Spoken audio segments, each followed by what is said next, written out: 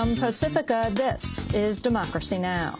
The FBI has issued a warrant for the arrest of Angela Yvonne Davis, black communist militant. I'm representing the Sailor Movement Club of the Communist Party. Angela Davis. 40 years ago, she was a fugitive on the FBI's top 10 most wanted list and an icon of the black liberation movement. The room for any kind of meaningful political activity is so narrow that obviously as soon as the prison officials became aware of what was happening, they would confront these new developments with the most devastating kind of repression imaginable. Angela Davis spent the next decades as a professor, an author, and social justice and prison rights advocate. She joins us today to talk about her life and a new edition of Frederick Douglass's classic narrative of the life of Frederick Douglass. All that and more coming up. Welcome to Democracy Now!, democracynow.org, The War and Peace Report. I'm Amy Goodman. Bank of America has announced plans to lift its moratorium on home foreclosures in 23 states and move ahead with plans to foreclose on 100,000 more homes. The announcement came just 10 days after the nation's largest bank imposed a nationwide halt on foreclosures following revelations that employees at several lenders had approved thousands of foreclosure affidavits and other documents without proper vetting. Another major lender, GMAC Mortgage, also announced Tuesday it will resume foreclosing on homes. Last week, attorneys general in all 50 states opened a joint investigation into home foreclosures. On Monday, Iowa Attorney General Tom Miller said he still has concerns despite Bank of America and GMAC's decision to resume foreclosures. A spokesperson for Miller told the Wall Street Journal, quote, "They've assured us that they are fixing this problem, but we're not just going to take their word for it." Meanwhile, the Florida Attorney General's office has revealed new details about how workers at a so-called foreclosure mill were bribed in exchange for altering and forging key documents used to obtain foreclosures. The workers were given free houses, BMWs, jewelry, and cell phones. Joe Miller, the Republican Senate nominee in Alaska, has defended a decision made by his private security guards to detain and handcuff a reporter at a public meeting Sunday. Miller accused Tony Hopfinger, the editor of the website Alaska Dispatch, of harassing him and following him into a bathroom while trying to get an interview. In an interview on Fox News, Miller dismissed charges that the guards violated Hopfinger's First Amendment rights. I got to tell you, I have been the most transparent, most successful candidate of the three. That town hall meeting was full of people with questions, and we answered them.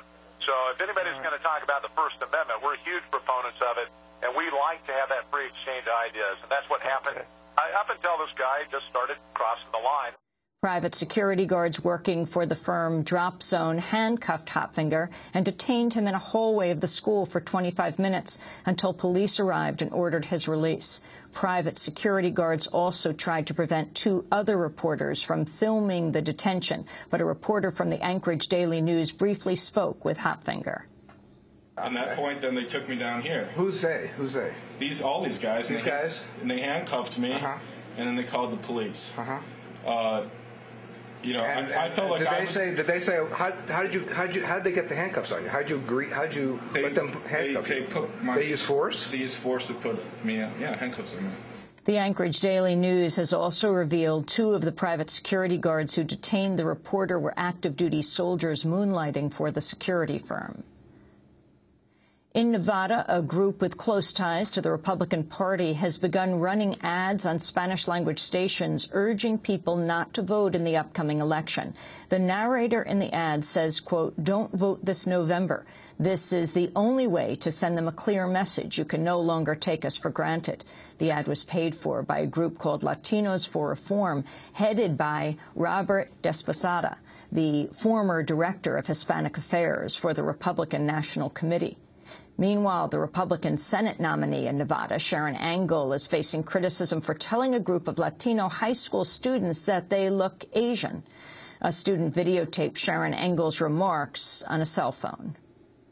So that's what we want, is a secure and sovereign nation. And, you know, I don't know that all of you are Latino. Some of you look a little more Asian to me. I don't know that. What we know about ourselves is that we are a melting pot. During the same talk, Sharon Engel told students, quote, "Our northern border is where the terrorists came through. That's the most porous border that we have," she said. A federal jury has found 4 men from New York State guilty of plotting to bomb a synagogue and a Jewish community center in the Bronx. The men, known as the Newburgh Four, were arrested in an FBI sting operation. All 4 were from Newburgh, one of the poorest cities in New York State. Defense attorneys argued the men were entrapped by government agents and not predisposed to commit a terrorist crime. Alicia McWilliams McCullum, the aunt of one of the defendants, recently spoke with Democracy Now! This is entrapment. You want to send an informant into a impoverished community, the most impoverished county, to do your trickery. You ain't stumbled upon a cell. Nobody ain't tell you that someone was plotting to do anything. You created a crime. Former FBI agent James Weddick has also criticized the agency's use of informants. You can visit our website to watch our recent investigation on the FBI's reliance on paid informants, produced by Anjali Kamat and Jackie Suin. At least 6 people have died after militants attacked the parliament in Chechnya. A suicide bomber reportedly detonated explosives outside the parliament while gunmen went on a shooting spree inside the building. The militants are believed to be separatists who back independence for Chechnya from Russia. The Supreme Court agreed Monday to hear a case that will determine whether Attorney General John Ashcroft can be sued by a U.S. citizen who claims he was illegally detained and treated as a terrorist following the September 11th attacks. Abdullah Al-Kid sued Ashcroft after being jailed for 15 nights under the federal material witness statute. The former college football star was released without being charged with a crime. The American Civil Liberties Union has filed a lawsuit on behalf of a mentally ill North Carolina man who was wrongly deported to Mexico, even though he was a U.S. citizen who spoke no English, spoke no Spanish, had never been to Mexico, and had no Mexican heritage. Following his deportation, the man, Mark Little, ended up spending 4 months living on the streets and in shelters and prisons of Mexico, Honduras, Nicaragua, and Guatemala. Lawyers said Little is one of many mentally ill Americans that have been swept up in the U.S. immigration detention system. Arizona Republican State Senator Russell Pierce has announced plans to introduce a bill this January to strip U.S.-born children of undocumented immigrants of their citizenship.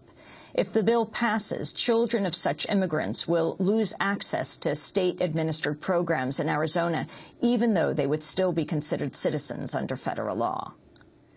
The New York Times reports the Obama administration plans to ask Congress next year to approve legislation that requires phone and broadband carriers to ensure that their networks can be wiretapped by the government. A similar law is already on the books, but officials say it has not prevented some of the nation's major telecommunications companies from making network changes that disrupt the government's ability to conduct wiretaps. In other technology news, the Wall Street Journal has revealed Facebook users are inadvertently providing access to their names, and in some cases, even their friends' names, to advertising and Internet tracking companies. The issue affects tens of millions of Facebook app users, including people who set their profiles to Facebook's strictest privacy settings. Amidya Ghosh is an associate professor at New York University.